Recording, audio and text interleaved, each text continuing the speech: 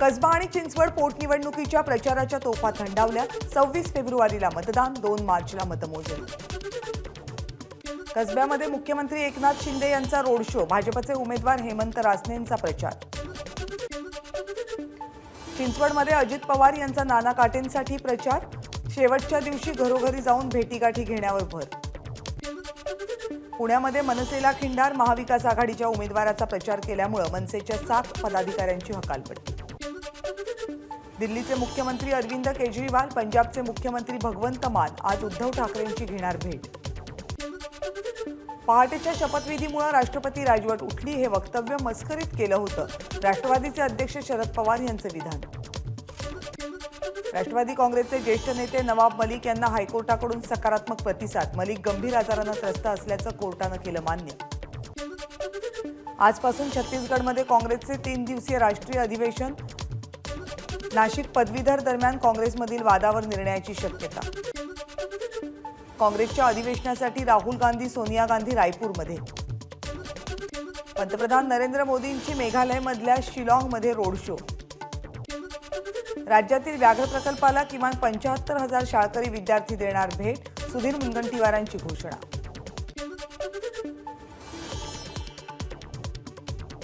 पुण्यातील भिडेवाडा इथे मुलींची शाळा प्रकरणात छगन भुजबळांची हस्तक्षेप याचिका, हायकोर्टानं याचिका स्वीकारली। 10 मार्चपासून नियमित सुनावणी। मुंबई अहमदाबाद बुलेट ट्रेनचा मार्ग मोकळा, गोदरेज अँड बायर्सची विक्रोळीतील भूसंपादन प्रक्रियेला आव्हान देणारी याचिका हायकोर्टानं फेटाळली। राज्यपाल नियुक्त 12 आमदारांच्या प्रकरणात सुप्रीम कोर्टातील केस आणखी लांबणीवर, पुढची सुनावणी 21 मार्चला। उद्धव ठाकरेंच्या अडचणी वाढण्याची शक्यता, अलिबागमधल्या कथित बंगला घोटाळा प्रकरणी कोर्लई ग्रामपंचायतीचे ग्रामविकास अधिकारी आणि बीडीओवर गुन्हा दाखल। जितेंद्र आव्हाडांच्या अडचणीत आणखी वाढ होण्याची शक्यता, तपास यंत्रणांना अनंत करमुसे प्रकरणात पुढचा तपास करण्याचे राज्य तपास यंत्रणांचे आदेश, निर्देश। 3 महिन्यांमध्ये अहवाल दाखल करण्याचे सर्वोच्च न्यायालयाचे आदेश। आयडियाज ऑफ इंडिया समिटच्या कार्यक्रमात रेल्वे मंत्री अश्विनी वैष्णव यांच्याकडून बुलेट ट्रेनच्या कामासंदर्भात माहिती। भारत जगातील उदयोन्मुख ताकद, जगाला दिशा देऊ शकतं, एबीपीच्या आयडियाज ऑफ इंडिया समिटमध्ये ब्रिटनच्या माजी पंतप्रधान लिझ ट्रस यांचं वक्तव्य।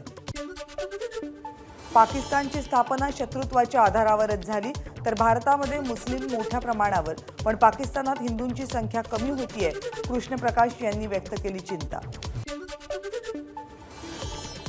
कोणत्याही ऑपरेशनमुळे देशात जातीभेद वाढू नये, हीच संघाची इच्छा, घटनेप्रमाणेच काम व्हायला हवं, एबीपीच्या आयडियाज ऑफ इंडिया कार्यक्रमात कृष्णगोपाल यांचं मत।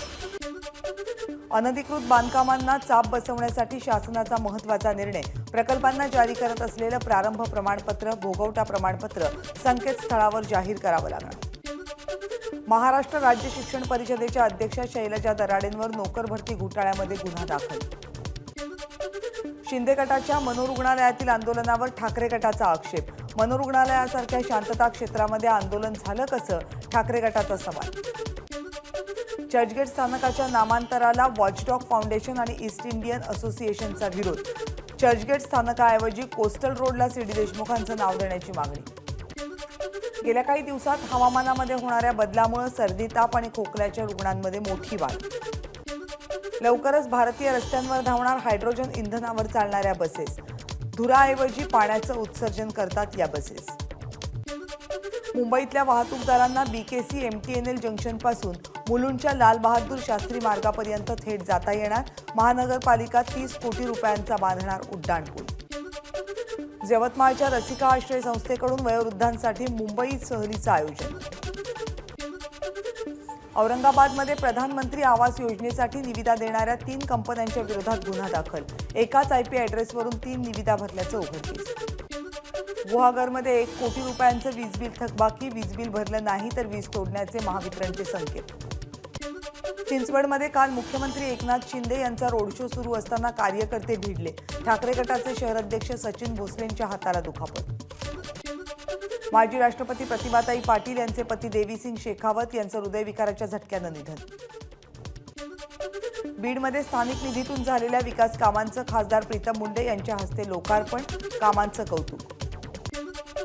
वर्ध्याच्या नारा येथील प्राथमिक आरोग्य केंद्रामधील कर्मचाऱ्यांच्या हकालपट्टीसाठी ग्रामस्थांचं आंदोलन.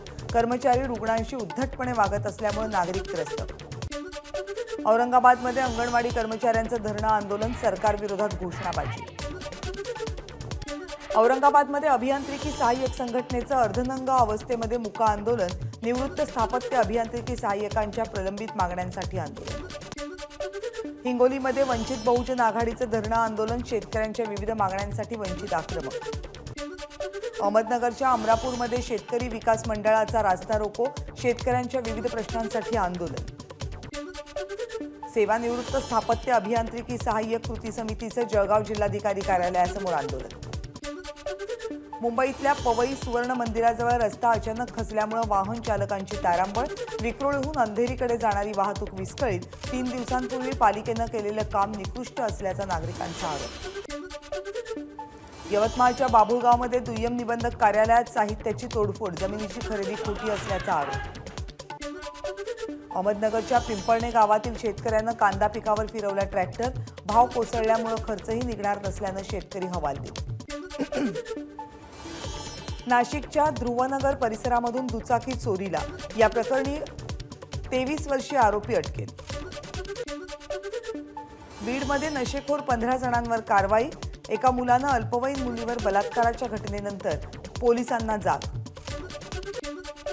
सांगलीतल्या मिरज तालुक्यात 17वं राज्यस्तरीय कामगार साहित्य संमेलन. ग्रंथदिंडीनं संमेलनाची सुरुवात.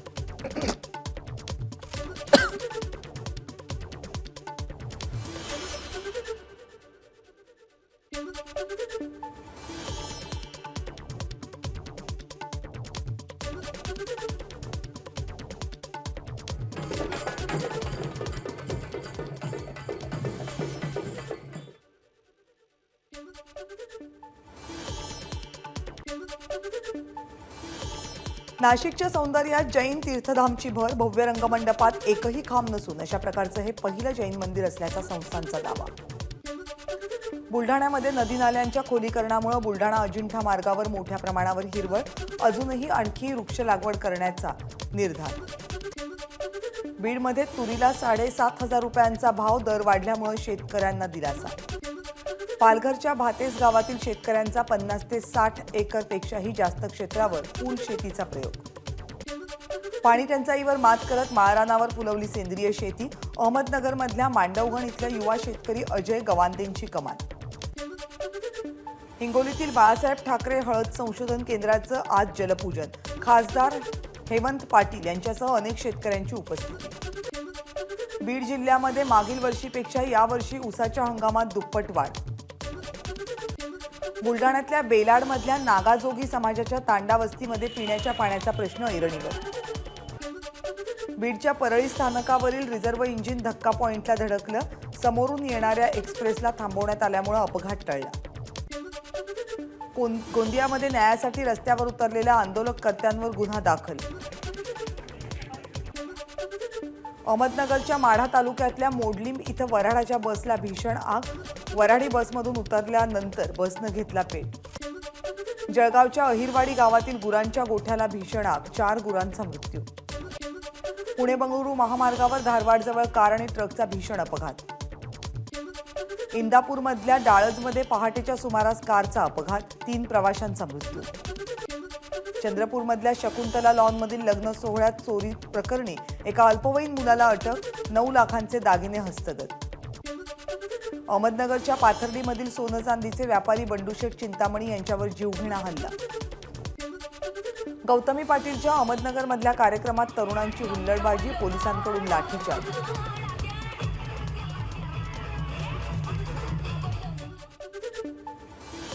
जीएसटी लाचखोरी प्रकरणात सीबीआयकडून आरोपींच्या पुणे मुंबईतील कार्यालयांवर छापे.